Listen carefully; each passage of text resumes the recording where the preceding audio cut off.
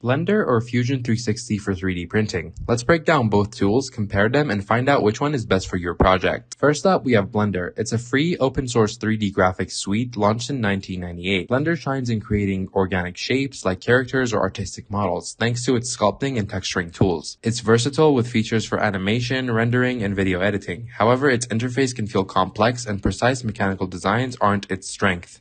For 3D printing, add-ons like the 3D Print Toolbox help export STL files. Next, we have Fusion 360, developed by Autodesk in 2013. It's a cloud-based CAD/CAM tool, free for hobbyists earning under $100,000 a year, otherwise $495 annually. Fusion excels at precise, functional designs like gears or prototypes with parametric modeling for easy adjustments. Its intuitive interface and built-in 3D printing tools make it a favorite for engineers, but it's less suited for organic or artistic models.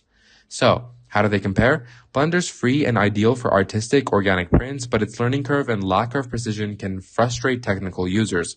Fusion 360's parametric tools and precision make it perfect for functional parts, but it's limited for creative sculpting. If you're printing detailed figures or game assets, go with Blender. For mechanical or prototype prints, Fusion 360 is your pick.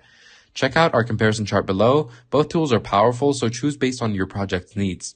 Like and subscribe for more 3D printing tips, and let us know your favorite in the comments.